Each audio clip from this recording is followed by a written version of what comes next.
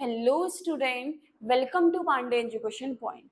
आज हम डिस्कस करने वाले हैं कोऑर्डिनेशन इन प्लांट्स। इससे पहले पार्ट में मैंने आपको बताया था कंट्रोल एंड कोऑर्डिनेशन ह्यूमन में कोऑर्डिनेशन की प्रोसेस नर्वस सिस्टम और एंडोक्राइन सिस्टम के थ्रू कंप्लीट होती है। वहां पे ब्रेन इन्वॉल्व होता है, स्पाइनल कॉर्ड इन्वॉल्व होता है, डिफरेंट टाइप के न्यूरॉन्स इन्वॉल्व होते हैं, रिसेप्टर्स, स्टिमुलस, और तब जाके कोऑर्डिनेशन की प्रोसेस कंप्लीट होती है। इससे पहले पार्ट में बता चुकी हूँ, अगर आपको पढ़ना है तो आप वहां से सारे कॉन्सेप्ट को क्लियर कर सकते हैं। अब देखो, आज हम पढ़ रहे हैं कोऑर्डिनेशन इन प्लांट्स। पर एक क्वेश्चन आता है कि प्लांट्स में ना तो नर्वस सिस्टम प्रेजेंट होता है, ना ही एंडोक्राइन सिस्टम होता है, तो कोऑर्डिनेशन की प्रोसेस किसके थ्रू कंप्लीट होगी?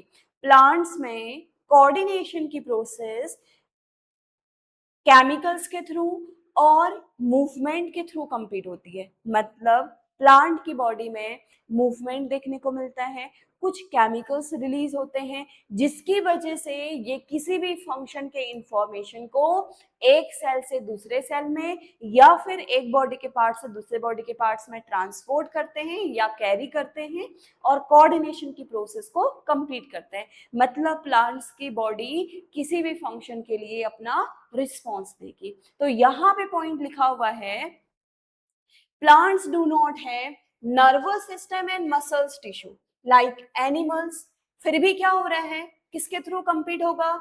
यहाँ पे मूवमेंट शो हो रहे हैं और साथ में यहाँ पे कुछ केमिकल्स रिलीज हो रहे हैं जिसकी वजह से क्या करेंगे, ये किसी भी फंक्शन के इंफॉर्मेशन को एक सेल से दूसरे सेल में ट्रांसपोर्ट करेंगे और कोऑर्डिनेशन की प्रोसेस को कंप्लीट करेंगे।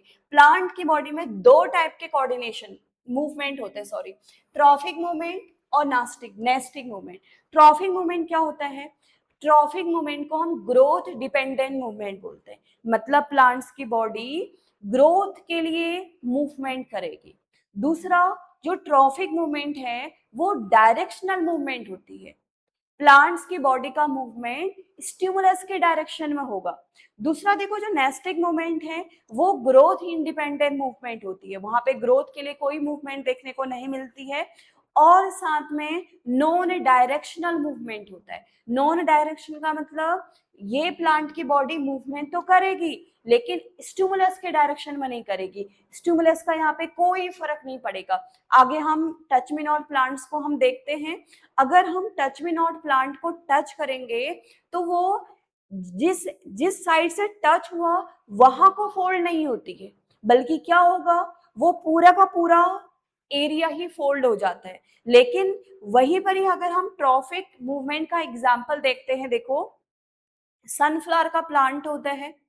सनफ्लावर का प्लांट का जो टिप है वो सन के डायरेक्शन में मूव कर जाता है। तो यहाँ पे क्या क्यों हो रहा है, सन के डायरेक्शन में वो मूवमेंट क्यों कर रहा है? क्योंकि सन से आने वाली लाइट उस प्लांट के लिए स्टिमुलस होगी, तो प्लांट्स की बॉडी स्टिमुलस के डायरेक्शन में मूवमेंट कर जाती है।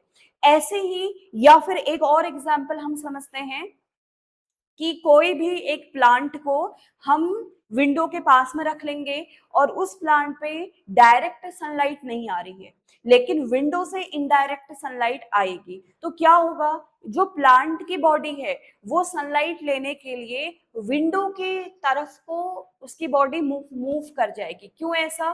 क्योंकि ताकि वो वहां से सनलाइट को कैप्चर कर पाए। तो इसका मतलब क्या है, सनलाइट स्टिमुलस है और प्लांट की बॉडी उसके डायरेक्शन में मूवमेंट कर रही है। तो दो एग्जांपल से आप समझ चुके होंगे कि किस तरीके से ट्रॉफिक मूवमेंट डायरेक्शनल मूवमेंट होता है। यहाँ पे हमने एक सनफ्लावर का एग्जांपल देख लिया और एक एक ऐसा पॉट वाला प्लांट देख लिया जो विंडो के पास में रखा हुआ है, मतलब धूप में नहीं रखा हुआ है, इनडायरेक्ट सनलाइट वहां पे आ रही है लेकिन डायरेक्ट सनलाइट नहीं आ रही, तो क्या होगा, सनलाइट के डायरेक्शन वो मूव कर जाएगा। तो इसीलिए ट्रॉफिक मूवमेंट को हम ग्रोथ डिपेंडेंट या फिर डायरेक्शनल मूवमेंट बोलते हैं और नेस्टिक मूवमेंट को हम ग्रोथ इंडिपेंडेंट या फिर नॉन डायरेक्शनल मूवमेंट बोलते हैं। अब सबसे पहले हम यहाँ पे नेस्टिक मूवमेंट को ही समझेंगे। देखो, नेस्टिक मूवमेंट हमें समझना है, इससे पहले हम डायग्राम के थ्रू समझेंगे कि प्लांट्स की बॉडी यहाँ पे देख रहे हैं, ये एक नॉर्मल प्लांट्स की लीफ है। तो क्या हुआ, स्टिमुलस की वजह से यहाँ पे मूवमेंट देखने को मिला। अब देखते हैं कि ये डायरेक्शनल है या फिर नॉन डायरेक्शनल। देखो हुआ क्या,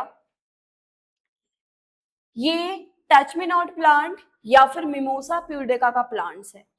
आप देखो, जहां से लीव्स कनेक्टेड है, यहां पे एक सोलन लाइक स्ट्रक्चर आपको दिख रहा है। इस सोलन लाइक स्ट्रक्चर को बोला जाता है पल्विनस। इस पल्विनस में वाटर फिल रहता है, यहाँ पे वाटर फिल रहता है, जिसकी वजह से ये ट्रगर प्रेशर को इंक्रीज करता है। ट्रगर प्रेशर इंक्रीज होने की वजह से देखो यहाँ पे प्लांट्स की जो लीफ है वो क्या है, ओपन है, सारी की सारी लीफ, क्योंकि ट्रगर प्रेशर इंक्रीज होगा तो प्लांट्स की लीफ पूरी ओपन रहेंगी। वहीं पर ये देखो क्या हुआ, मान लो मैं यहां से इसको टच करूंगी, इस वाले एरिया को मैं यहां से टच करूंगी, तो होगा क्या, जैसे ही मैं इसको टच करूंगी यहां से केमिकल रिलीज होगा और जो इस पल्मिनस की तरफ ट्रांसपोर्ट करेगा या कैरी होगा, जिसकी वजह से इस पल्मिनस वाटर का लॉस कर देगा। ये पल्मिनस क्या कर देगा, वाटर का लॉस कर देगा। कहाँ करेगा, अपने सराउंडिंग सेल्स में। पल्मिनस में कलेक्ट नहीं रहेगा पानी, उसके आसपास के सेल्स में वो वाटर को रिलीज कर देगा, जिसकी वजह से क्या होगा, अब इस एरिया का ट्रगर प्रेशर डिक्रीज हो गया, और ट्रगर प्रेशर डिक्रीज होने की वजह से प्लांट्स की लीफ क्या होगी, फोल्ड होगी। तो यहाँ पे क्या हो रहा है, यहाँ पे स्टिमुलस का इफेक्ट हुआ इसमें, लेकिन क्या स्टिमुलस के डायरेक्शन में हुआ, नहीं, स्टिमुलस के डायरेक्शन में नहीं हुआ। स्टिमुलस के इफेक्ट की वजह से ट्रगर प्रेशर यहाँ पे डिक्रीज हो गया और प्लांट की लीफ क्या होगी, फोल्ड होगी। तो यही है नेस्टिंग मोमेंट, जो ग्रोथ इंडिपेंडेंट और नॉन डायरेक्शनल होता है। अब इसी को देखो पॉइंट्स के थ्रू हमें समझना है, क्या क्या प्रोसेस हुई, स्टेप्स भी लिखे हुए हैं। देखो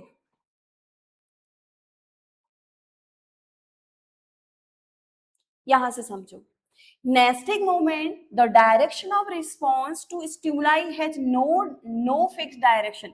मतलब ये किसी भी स्टिमुलस के डायरेक्शन में ये मूवमेंट नहीं करती है। Stimuli has diffused impact due to which the movement of plants occurs irrespective to the direction of stimuli। In this condition, the whole body get affected। यहाँ पे एक प्लांट के सिर्फ एक बॉडी का पार्ट अफेक्टेड नहीं हो रहा, बल्कि पूरी बॉडी ही अफेक्टेड हो रही है, जहां जहां पे इस ट्रगर प्रेशर का अफेक्ट हो रहा होगा। एंड सो मूवमेंट, और तब जाके ये क्या हो रही है, मूवमेंट कर रही है। इसी को हमने पॉइंट्स के फॉर्म में लिखा हुआ है, दूसरे स्लाइड पे देखिए। ये तो क्या हुआ, ये नॉर्मल प्लांट्स की लीफ थी, द लीफ इज टच्ड। जब प्लांट्स की लीफ को क्या कर देंगे, टच करेंगे, तो क्या होगा, the stimulus is transmitted to the pulvinus. तो जो स्टिमुलस का इफेक्ट है केमिकल्स के थ्रू, वो पल्विनस तक जाएगा। ये पल्विनस है यहाँ पे, इस यहाँ तक जाएगा। Cells of the pulvinus lose water rapidly, और पल्विनस की सेल वाटर को लूज करेंगे बहुत तेजी से, जिसकी वजह से turgor pressure decreases, turgor pressure decrease हो जाएगा। The leaflets fold and the leaf droops. तो यहाँ पे आप देख रहे हैं क्या होगी, जहां जहां पे स्टिमुलस का इफेक्ट हुआ वहां वहां पे प्लांट्स की लीफ फोल्ड हो गई है। डायग्राम में आप देख पा रहे होंगे। आफ्टर अ फ्यू मिनट, अगर अब फिर उसके बाद ये पर्सन अपना हाथ हटा लेगा तो क्या होगा, after a few minute water return to the cells. जैसे ही स्टिमुलस का इफेक्ट खत्म होगा तो वाटर अपने फिर से पल्मिनस में फिल होना शुरू हो जाएगा, और फिर से क्या होगा, वहां पे ट्रगर प्रेशर इंक्रीज हो जाएगा और लीव्स पुरानी अपनी स्टेज में आ जाएंगी। तो ना तो ये स्टिमुलस के डायरेक्शन में हुआ मूवमेंट और ना ही ये ग्रोथ के लिए हुआ, बस स्टिमुलस के इफेक्ट की वजह से पूरी बॉडी क्या होगी, अफेक्ट होगी, ट्रगर प्रेशर डिक्रीज हो गया। तो अब यहाँ पे और पॉइंट लिखे हुए हैं, देखो, the movement of the sensitive plant in response to touch is very quick. Touch करने से हुआ ना, तो ये बहुत ही टच के लिए बहुत ही सेंसिटिव प्लांट है। The movement of sunflower in response to day, जैसे हम इसको अब सनफ्लावर के साथ कंपेयर कर रहे हैं, जैसे सनफ्लावर का प्लांट्स क्या करता है, डे में रिस्पॉन्स करता है, and night on the other hand is quite slow. तो यहाँ पे सनफ्लावर का प्लांट्स सनलाइट के डायरेक्शन मूवमेंट जरूर करता है, लेकिन वो प्रोसेस काफी स्लो होती है, धीरे धीरे ये देखने को मिलता है। पर यहाँ पे जैसे टच करेंगे वैसे ही रिस्पॉन्स आने लगेगा। तो growth related movement of plants can be ever slow. तो इसी तरीके से जो ग्रोथ मूवमेंट होता है प्लांट्स में वो स्लो देखने को मिलता है, पर यहाँ पे क्या हो रहा है, यहाँ पे फास्ट देखने को मिलेगा ये प्रोसेस।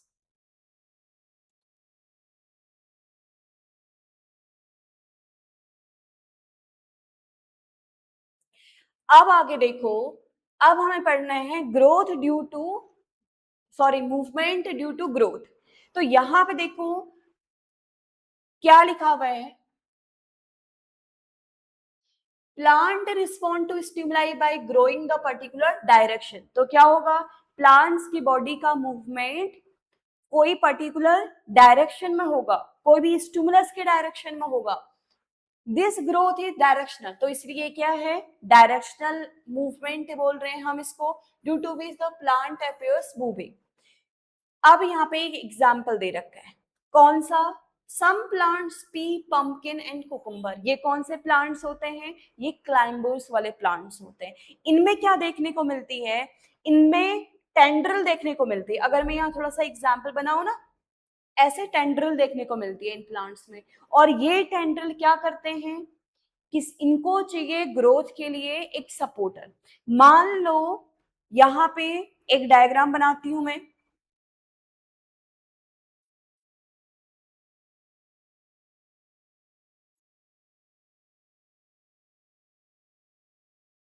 ये कोई भी सपोर्टर है और इसमें ये क्लाइंबर्स वाले प्लांट्स आए हैं।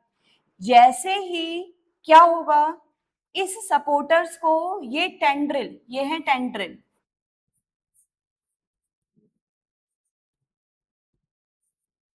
जैसे ही ये टेंड्रिल इस सपोर्ट को टच करेगी तो क्या होगा, यहाँ पे ग्रोथ देखने के लिए देखना मिलेगा और यहाँ पे मूवमेंट की प्रोसेस होगी। तो क्या होगा, यहाँ पे देखो ये जो टेंड्रिल है ये इस सपोर्टर के चारों तरफ ऐसे बाइंड हो जाएगी सर्कुलर फॉर्म में, और इस तरीके से ये ग्रोथ फिर आगे करते रहेगी। तो इसे हम क्या बोलते हैं, ग्रोथ डिपेंडेंट मूवमेंट।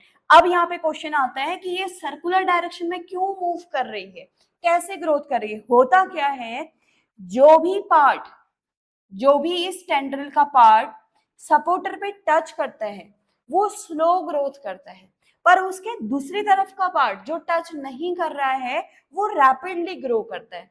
इसकी वजह से अब क्या हो रहा है, एक ही टेंड्रिल में अनइक्वल ग्रोथ हो रही है, कहीं पे फास्ट हो रही है कहीं पे स्लो हो रही है, जिसकी वजह से टेंड्रिल इस सपोर्ट के चारों तरफ बाइंड हो जाती है सर्कुलर मोशंस में।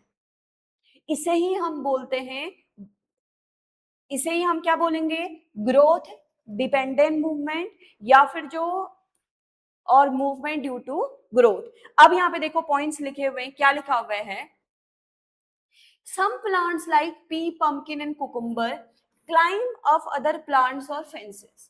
ठीक है, this occurs by means tendril which are sensitive to touch। tendril क्या है, टच के लिए काफी सेंसिटिव होते हैं। When these tendrils come in contact with any support, जब ये क्या हुआ, टेंड्रिल इस सपोर्ट के कांटेक्ट में आया, the part of the tendril in contact with the object does not grow rapidly। जो भी पार्ट टेंड्रिल का इस सपोर्टर पे टच कर रहा था वो रैपिडली ग्रो नहीं करेगा। As the part of the tendril away from the object, और जो उस ऑब्जेक्ट से या उस सपोर्ट से थोड़ा दूर है वो पार्ट क्या करेगा, रैपिडली ग्रो करेगा। जिसकी वजह से क्या होगा, टेंड्रिल सर्कुलर मोशन में उस ऑब्जेक्ट के बाइंड हो जाएंगी और उससे चिपक जाएंगी। ठीक है, और इस तरीके से ये ग्रोथ शो करेंगी प्लांट्स की बॉडी में। अब यहाँ पे और भी कई सारे टाइप्स हैं, जो ट्रॉफिक मूवमेंट को दिखा रहे हैं। देखो ट्रॉफिक मूवमेंट, अब डेफिनेशन आ गई, यहाँ पे आएगा प्लांट की बॉडी स्टिमुलस के डायरेक्शन में मूव करेगी, इसे हम बोलेंगे ट्रॉफिक मूवमेंट। जैसे हमने टेंड्रिल वाला एग्जांपल दिया था, जैसे ही टेंड्रिल सपोर्टर को टच हुई तो क्या हुआ, अब उसके डायरेक्शन में मूवमेंट करने लग गई ना, उसके चारों तरफ मूव करने लग गई। तो ऐसे ही ट्रॉफिक मूवमेंट यही है। तो देखो क्या लिखा है, when the stimulus has the particular direction and the movement of plant occur in the direction of the stimulus, तो इसे हम क्या बोलते हैं, ट्रॉफिक मूवमेंट बोलते हैं। जैसे सनफ्लावर का ही मैंने एग्जांपल दिया आपको, सनफ्लावर की बॉडी या उसका टिप वाला पार्ट सनलाइट के डायरेक्शन में मूवमेंट हो जाता है। तो यहाँ पे सनलाइट क्या है, स्टिमुलस, तो प्लांट की बॉडी का पार्ट स्टिमुलस के डायरेक्शन में मूव कर रहा है, तो इसे ही हम बोलते हैं ट्रॉफिक मूवमेंट। ऐसे ही दूसरा एग्जाम्पल मैंने बताया आपको, विंडो के पास एक फ्लावर पॉट रखा गया है या प्लांट का पॉट हमने रख दिया है, उस पे डायरेक्ट सनलाइट नहीं पड़ रही है, तो प्लांट सनलाइट को लेने के लिए, अपनी ग्रोथ को शो करने के लिए उसके टिप वाला पार्ट सनलाइट के डायरेक्शन में मूव कर जाएगा, मतलब विंडो की तरफ मूव कर जाएगा। तो इसका मतलब क्या है, ये ट्रॉफिक मूवमेंट है जो स्टिमुलस के डायरेक्शन में मूव कर रहा है। अब देखो प्लांट्स की बॉडी में बहुत सारे स्टिमुलस होते हैं, यहाँ पे देखो क्या क्या स्टिमुलस देखने को मिलेगा हमें यहाँ पे, सनलाइट, एक स्टिमुलस सनलाइट होगा, दूसरा gravity, third water, and fourth कुछ केमिकल्स होंगे, और ये सारे स्टिमुलस हैं और बॉडी इनकी तरफ मूव करेगी। तो हम एक एक करके आप पढ़ते हैं। देखो सबसे पहले हमें पढ़ना है phototrophic movement. Phototrophic movement, photo means क्या होता है, सनलाइट। प्लांट की बॉडी का मूवमेंट सनलाइट स्टिमुलस की तरफ मूव करेगा, उसे हम बोलेंगे फोटोट्रॉफिक मूवमेंट। तो यहाँ पे देखो डायग्राम में क्या है, वही जो बार बार एग्जांपल बता रही हूँ, ये विंडो है, यहाँ पे पॉट को रख दिया गया है। अब इस पॉट पे यहाँ से डायरेक्ट सनलाइट इसको नहीं मिल पा रही है, तो क्या होगा, प्लांट की बॉडी को ग्रोथ करना होगा। तो ग्रोथ कैसे शो करेगा, प्लांट की बॉडी का जो टिप वाला पार्ट है वो सनलाइट के डायरेक्शन में मुड़ गया है, तो सनलाइट यहाँ पे क्या है, स्टिमुलस है, और प्लांट की ये वाली बॉडी सनलाइट के डायरेक्शन में मूव करगी, तो इसे ही हम क्या बोलेंगे, फोटोट्रॉफिक मूवमेंट। अब यहाँ पे दो टर्म आते हैं, पॉजिटिव फोटोट्रॉफिज्म एंड नेगेटिव फोटोट्रॉफिज्म। पॉजिटिव फोटोट्रॉफिज्म क्या है, वो प्लांट की बॉडी का पार्ट जो स्टिमुलस के डायरेक्शन में मूवमेंट कर रहा है, तो उसे हम बोलेंगे पॉजिटिव फोटोट्रॉफिज्म। लेकिन जो उसके अपोजिट डायरेक्शन में मूव कर रहे हैं, तो यहाँ पे देखो प्लांट की बॉडी का जो रूट है वो डाउनवर्ड डायरेक्शन में मूव कर रहा है, ना कि स्टिमुलस के डायरेक्शन में। तो प्लांट की रूट कौन सा फोटोट्रॉफिज्म शो करेगी, नेगेटिव फोटोट्रॉफिज्म शो करेगी, और इस तरीके से फोटोट्रॉफिक मूवमेंट ट्रॉफिक मूवमेंट को शो करता है। नेक्स्ट वाला देखो टाइप्स, जियोट्रॉफिक मूवमेंट। जियो मीन्स ग्रेविटी, मतलब यहाँ पे जो स्टिमुलस है वो क्या है, ग्रेविटी है। यहाँ पे देखो डायग्राम क्या हुआ, डायग्राम को देखिए, ये पॉड था, हो सकता है यहाँ पे हवा वगैरह चली और ये पॉड क्या हुआ, नीचे गिर गया, टूटा नहीं पर नीचे लुढ़क गया, ऐसे ही नीचे गिर गया। तो हुआ क्या, अब प्लांट की बॉडी को तो मूवमेंट शो करना ही पड़ेगा, ग्रोथ तो करना ही पड़ेगा। तो देखो एक दो दिन के बाद क्या होगा कि जो प्लांट की टिप वाला पार्ट है या स्टेम वाला पार्ट है, ये सन की डायरेक्शन में या अपवर्ड डायरेक्शन में मूव करने लगेगा, लेकिन इसका रूट वाला पार्ट डाउनवर्ड डायरेक्शन में मूव कर जाएगा ऐसे। तो इसका मतलब क्या है कि प्लांट की कौन से बॉडी का पार्ट स्टिमुलस के डायरेक्शन में मूव कर रहा है, यहाँ पे रूट स्टिमुलस के डायरेक्शन में मूव कर रहा है। तो स्टिमुलस क्या है, यहाँ पे ग्रेविटी है, अर्थ की तरफ, नीचे की तरफ। तो यहाँ पे क्या हुआ, प्लांट्स की जो रूट है वो अपवर्ड डायरेक्शन, सॉरी जो सूट है वो अपवर्ड डायरेक्शन में मूव करा, लेकिन इसका रूट डाउनवर्ड डायरेक्शन में या फिर अर्थ से ग्रेविटी के डायरेक्शन में मूव कर रहा है, तो यहाँ पे ये शो कर रहा है जियोट्रॉफिक मूवमेंट। अब यहाँ पे भी होगा positive and negative जियोट्रॉफिज्म।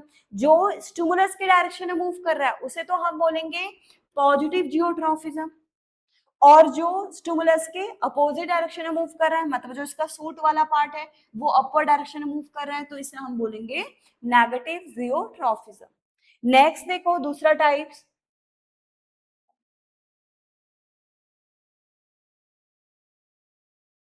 हाइड्रोट्रॉफिक movement. Hydro means water, hydro means water. अब यहाँ पे क्या है, यहाँ पे स्टिमुलस वाटर है और प्लांट की बॉडी का पार्ट वाटर के डायरेक्शन में मूवमेंट करेगा, तभी उसकी ग्रोथ हो सकती है। यहाँ पे देखो एक एक्वाटिक प्लांट्स हमें देखने को मिल रहा है। तो एक्वाटिक प्लांट्स क्या है, इधर ड्राई सॉइल है पर एक साइड से इसको पानी मिल रहा है, मान लो इधर से पानी का सोर्सेस है और वाटर यहाँ पे फिल है, तो क्या होगा, प्लांट की जो रूट है वो कहाँ को मूव कर रही है, कहाँ को ग्रो कर रही है, प्लांट की रूट्स वाटर के डायरेक्शन में ग्रो कर रही है, ना कि सॉइल के या फिर अदर डायरेक्शन में। तो यहाँ पे प्लांट की बॉडी का जो मूवमेंट है वो वाटर के डायरेक्शन में हो रहा है, तो ये क्या दिखाएगा, हाइड्रोट्रॉफिक मूवमेंट दिखा रहा है। तो यहाँ पे क्या है देखो, it is the growth of plant in response to water. यहाँ पे प्लांट की बॉडी का की ग्रोथ किससे हो रही है, वाटर के रिस्पॉन्स में हो रही है। The phenomena involve in this called hydrotropism या हाइड्रोट्रॉफिक मूवमेंट। नेक्स्ट देखिए chemotropic movement. Chemo means chemical, यहाँ पे स्टिमुलस है केमिकल और प्लांट की बॉडी का पार्ट केमिकल के डायरेक्शन में मूवमेंट करेंगे। तो देखो हुआ क्या, एग्जाम्पल समझो, ये पोलन ग्रेन है, पोलन ग्रेन जब एक फ्लावर से दूसरे फ्लावर में ट्रांसपोर्ट होते हैं, जब उसका अपने ही स्पीसीज का प्लांट्स मिल जाता है तो वो किसी भी प्लांट्स के स्टिग्मा पे टच करता है। तो अगर उसी जिस जिस फ्लावर का वो स्टिग्मा है, अगर उसी फ्लावर का वो पोलन ग्रेन भी है, तो स्टिग्मा एक केमिकल रिलीज करती है जिसकी वजह से पोलन जर्मिनेट करके एक पोलन ट्यूब का फॉर्मेशन करती है, ताकि क्या कर पाए, फर्टिलाइजेशन की प्रोसेस कर पाए, एक नया प्लांट बनाने के लिए या फ्रूट बनाने के लिए, सीड बनाने के लिए उसमें हेल्प कर पाए। तो होगा क्या, मान लो ये जो पोलन ग्रेन है ये इसी फ्लावर का पोलन ग्रेन हो, अब क्या होगा, जब इसका जो स्टिग्मा है वो पोलन ग्रेन को रिकॉग्नाइज करने का काम करता है कि उसकी स्पीसीज का है या नहीं है। अगर उसी की स्पीसीज का पोलन ग्रेन है तो उसको जर्मिनेशन में हेल्प करेगा, अगर नहीं है तो उसको एक्सेप्ट नहीं करेगा। तो मान लो ये पोलन ग्रेन उसी का है, तो यहाँ पे जो स्टिग्मा है वो एक केमिकल रिलीज करेगी और केमिकल रिलीज होने की वजह से इस पोलन ग्रेन क्या करेगा, जर्मिनेट होना शुरू कर देगा, किसकी तरफ, इस केमिकल्स के डायरेक्शन में, और इस तरीके से आगे आगे मूव करके ये इसके एग सेल तक पहुंचेगा और उसको फर्टिलाइज करके फ्रूट एंड सीड का फॉर्मेशन करेगा और एक नया प्लांट्स बनाने के लिए रिस्पॉन्सिबल होगा। तो यहाँ पे क्या हो रहा है देखो, ये क्या लिखा हुआ है, it is the growth of the plant in response to chemical, it is a phenomena involved is called chemotrophism. Example, growth of pollen tube towards ovules during fertilization। और इस तरीके से प्लांट्स की बॉडी में कोऑर्डिनेशन की process complete होती है movement के लिए। अब यहाँ पे देखो एक हम डिफरेंस देख लेते हैं। अब लास्ट में हमने ट्रॉफिक मूवमेंट भी समझ लिया और नेस्टिंग मूवमेंट भी समझ लिया। अब हम देख रहे हैं एक डिफरेंस लास्ट। देखो ट्रॉफिक मूवमेंट क्या था, ट्रॉफिक मूवमेंट हम बोला डायरेक्शनल मूवमेंट होता है, लेकिन nastic movement non directional movement होता है। Trophic movement depend on direction of stimulus, ये स्टिमुलस की डायरेक्शन में मूवमेंट कर रहा है। अभी हमने एग्जांपल देखे ना बहुत सारे, स्टिमुलस लाइट देखी, ग्रेविटी देखी, और हमने वाटर देखा, साथ में हमने केमिकल देखा जिसमें प्लांट की बॉडी उसके डायरेक्शन में मूव करेगी, पर यहाँ पे इंडिपेंडेंट होती है, स्टिमुलस के डायरेक्शन में वो मूवमेंट नहीं करती। जैसे हम उसको टच करेंगे, टच मी नॉट प्लांट्स की लीफ को, वो फोल्ड कर जाएंगी, पर जहां से स्टिमुलर टच हुआ उसकी तरफ फोल्ड नहीं होगी। ठीक है, ग्रोथ मूवमेंट ग्रोथ के लिए रिस्पॉन्सिबल होती है, बट ये ग्रोथ के लिए रिस्पॉन्सिबल नहीं होती है। यहाँ पे ट्रगर मूवमेंट मेन है। ट्रगर मूवमेंट इंक्रीज होगा, ट्रगर प्रेशर इंक्रीज होगा तो मूवमेंट नहीं देखने को मिलेगा। अगर सॉरी, ये नेस्टिंग मूवमेंट जो फोल्ड होने की मूवमेंट है वो नहीं देखने को मिलेगा, लेकिन अगर ट्रगर प्रेशर डिक्रीज हो जाएगा तो प्लांट्स के लिए फोल्ड हो जाएंगी। ये क्या होती है, स्लो एंड परमानेंट होती है। स्लो बहुत ही स्लोली, पर ये क्या हो रहा है, फास्ट होती, रिवर्सिबल। थोड़ी टाइम पे आप टच करा छोड़ देंगे तो कुछ सेकंड के लिए वो फोल्ड होगा, उसके बाद भी पुरानी स्टेज में आ जाती है। यहाँ पे एग्जांपल क्या है, स्टेम बेंड टुवर्ड्स लाइट, जैसे हमने फोटोट्रॉपिक मोमेंट देखा था। यहाँ पे example mimosa leaves fold on touch, जैसे ही मिमोसा या टच मी नॉट प्लांट्स की लीफ को टच करेंगे वो क्या कर जाएगा, फोल्ड कर जाएगा। यही है ट्रॉफिक मोमेंट है, नेस्टिंग मोमेंट्स। अब अगली क्लास में हम कोऑर्डिनेशन इन प्लांट्स में केमिकल के बेस पे कोऑर्डिनेशन हम देखेंगे।